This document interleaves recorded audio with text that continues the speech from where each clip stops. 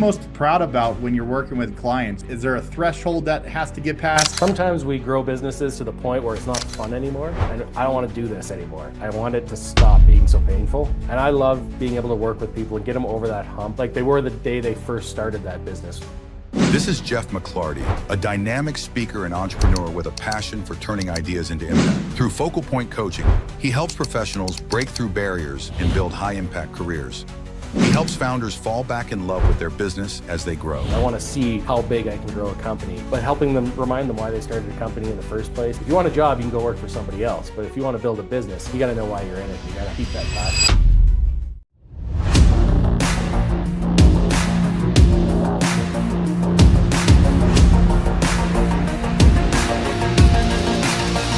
What's up, everybody? This is Ryan Van Ornum with Scaling Up Success, powered by Cynergists.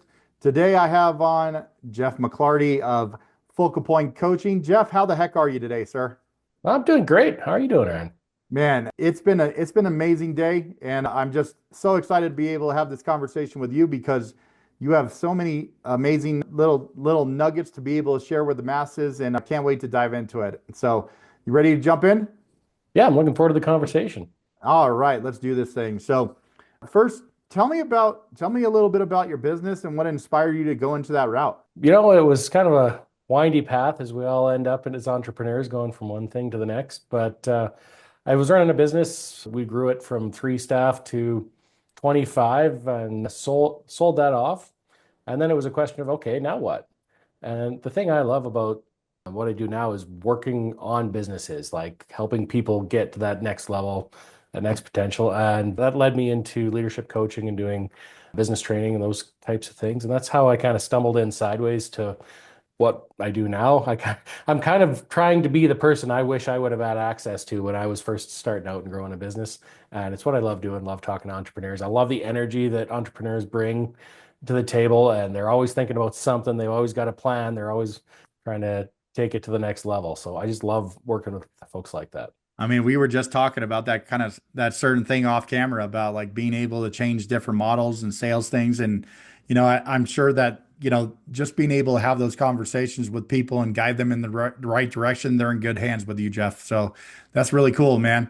So how has your business evolved since the start? Like, I'm sure you've had, is there certain clients that you are like, this is my, like, if I could chisel them out of stone, like this is the avatar that I want to work with.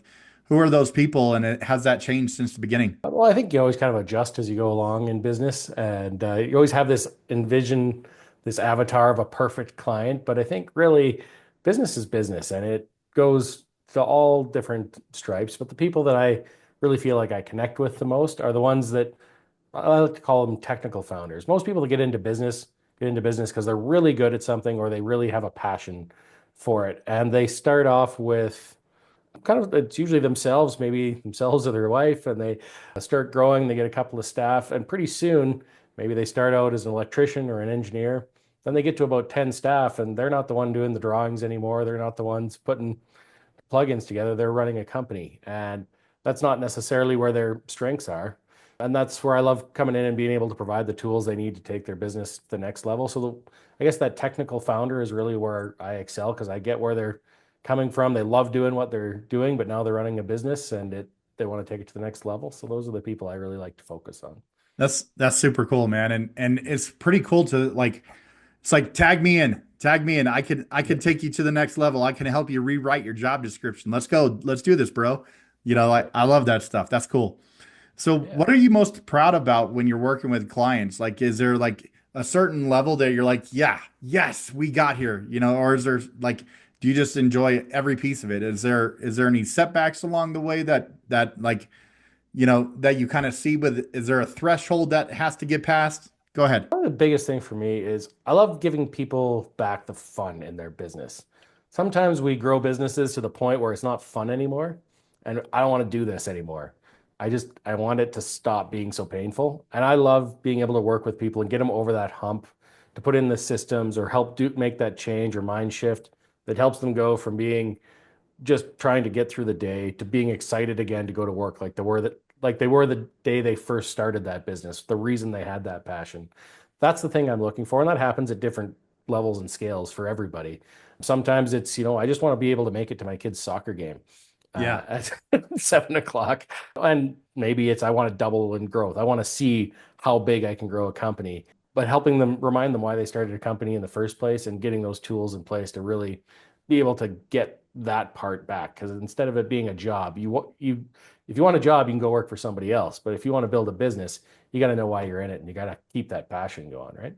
I love that. I totally love that. So like that kind of flows into the next piece of this is like, what recommendations that you have for people to help build or maintain a strong culture in business? I think I spend a lot of time talking with my clients about what's realistic to accomplish in a day. One of the examples I really like to talk about is, imagine everybody's carrying a bucket full of balls. And if everything you had to do was a ball and you had to put it in a bucket, if you looked at your own bucket and it was already full, you wouldn't be taking more balls from people because it would fall out. And you wouldn't be just handing balls out to your staff constantly, because that would also obviously not be good. And I think too many people don't have a good visualization of how much they have to do. And they're a little unfair with themselves and what they plan out for the week.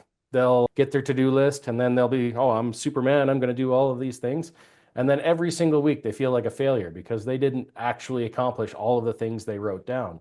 But when I've worked with people on that, I found when you actually take at the start of the week and write how much time you think everything's going to take.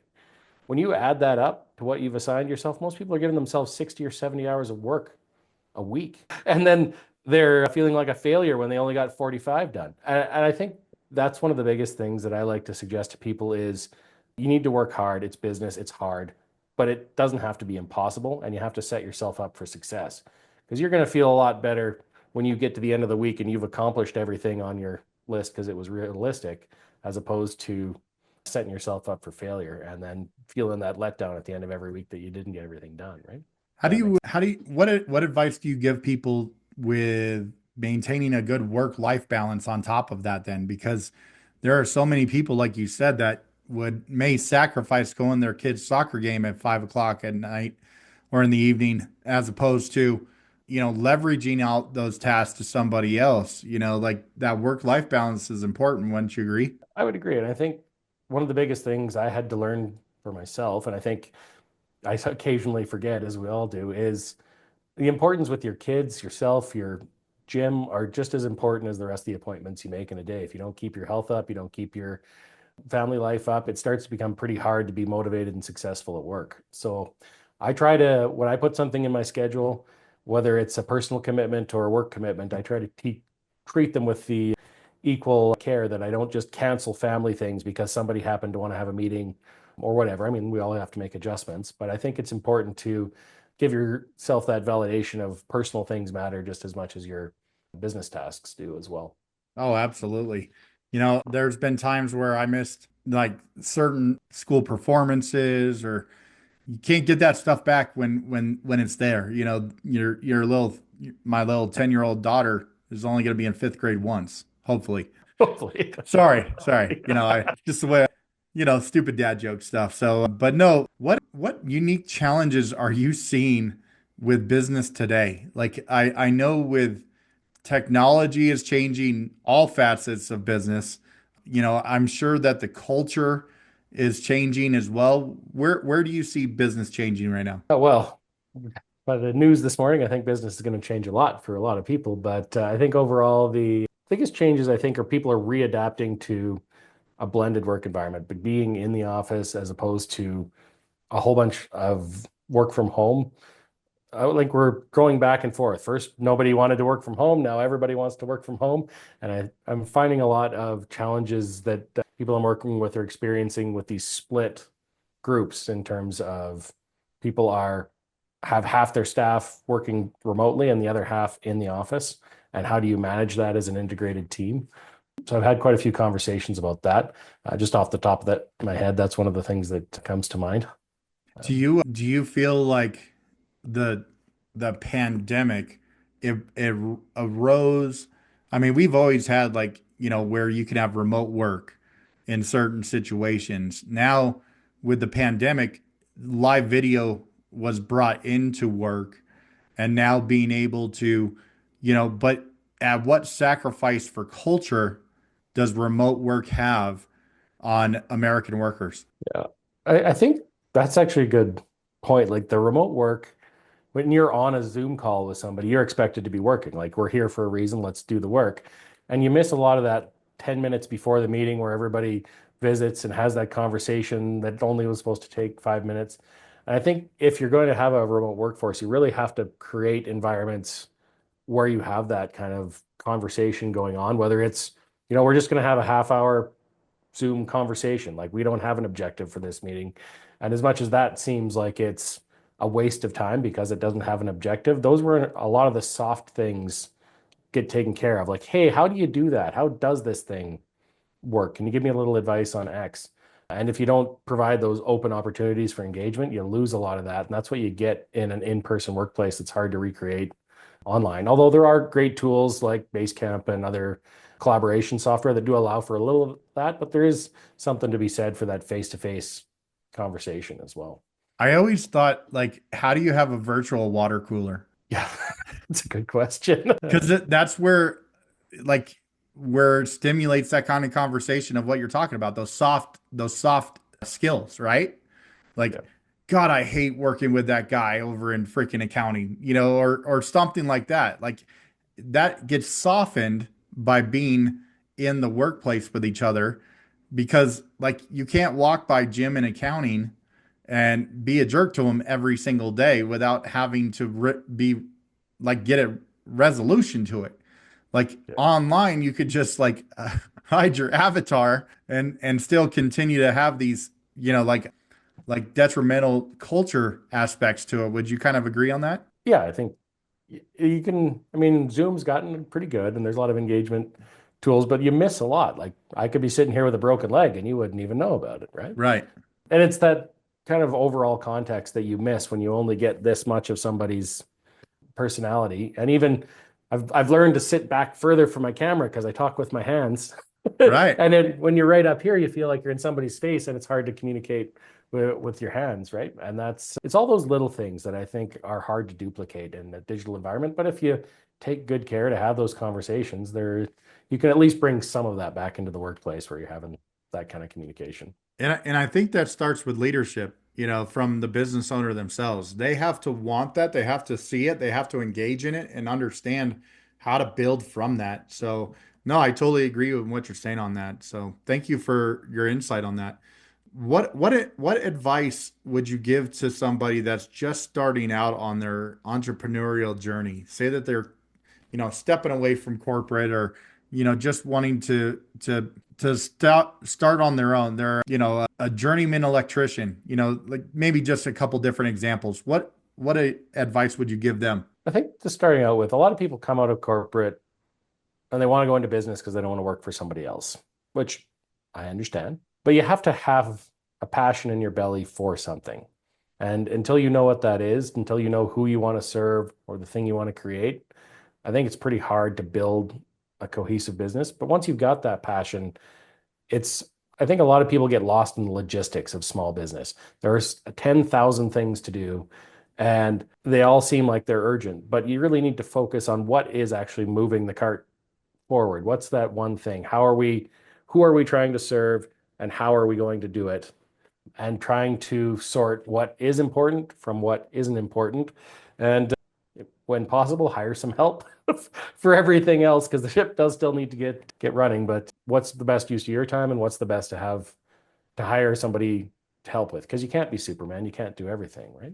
Absolutely. And the other thing that I've kind of seen too is like, man, somebody else's perspective can be invaluable. Trying to do this thing on your own. Like I'm really an outgoing person, but I suck at paperwork and operations. Like I need that person so badly. And if I did not have them, I would not have a business in every one of my businesses. So like, I guess, putting it out to the masses, trust others, you got to hire right, but trust others to be able to fill in those roles and those skill sets that you may not be the strengths at. Yeah, I think you're 100% right. Like recognizing what you're good at and what you're not good at is just as important. It's hard to admit to yourself, I'm not great at this. But if you can say that and bring somebody in to fill that gap, you can go a long, long ways, as you've done very well, obviously, for yourself, helping play out to your strengths and getting other people to help with the areas that aren't your strength. I think that's a great lesson for a lot of people starting out in business is play to your strengths and minimize your weaknesses. Right? Definitely. So, with that being said, what's next? What's next for your business? Where do you see you going? My next step is I've noticed there's a lot of smaller businesses that could really use my help, and I'm rolling out a group coaching program to allow me to help people in growing companies kind of under 10 team members grow out to or get the same kind of support that I'm able to offer kind of one-on-one to larger companies. So that's really what I'm focusing on now, is having a little more balanced offering to kind of fill the spectrum of where people are at with their businesses, help them start smaller, help them grow, and then we can move into more directed training and one-on-one style of coaching. So that's really what my big push is right now. I'm hoping to be launching a group platform here in the next few days. So excited Awesome. about that. That's fantastic. Now, man, I wish I could talk to you all day and be able to, really dive into, the minutia of everything that you got going on. But unfortunately, these things go so quickly. If you could summarize like the journey that you're on, what would that be? What would that encapsulation look like for you? The journey I'm on, I think, is I really have a passion for wanting to help business owners and entrepreneurs. And the journey I'm on is finding the best ways to connect with them, whether that's through in-person conversations or how we connect with each other. Because I think there's a lot of value to be had in having conversations around how to build businesses better, how to collaborate, how to see what the possibilities are. So that's really the journey I'm on, is trying to connect with as many of those people that I can help as possible. And yeah, I really appreciate the opportunity to visit with you today. And I'd like to flip it around at some point and do an interview with you, because I'd love to ask you questions for half an hour and learn what you've learned along the way as well. Absolutely. I'm all about it, man. So, let's give you a shout out, man. How can people get a hold of you if they're looking to grow their business and they need you in their lives? Well, the easiest way to reach out to me, either on LinkedIn or through FocalPointEdmonton.com comes to my website. It's probably the easiest way to find me. Or hopefully, can we put a link in the comments for the show? I'm not sure. Absolutely. I got your back, my friend. It's right down below, guys. Check them out. So awesome. Thank you so much, Jeff. I appreciate your time today. Once again, Jeff McLarty with FocalPoint Coaching. He is the man. Go find him and make sure that your business grows with him. Enjoy your day, my friend. Take care. You as well. Take care.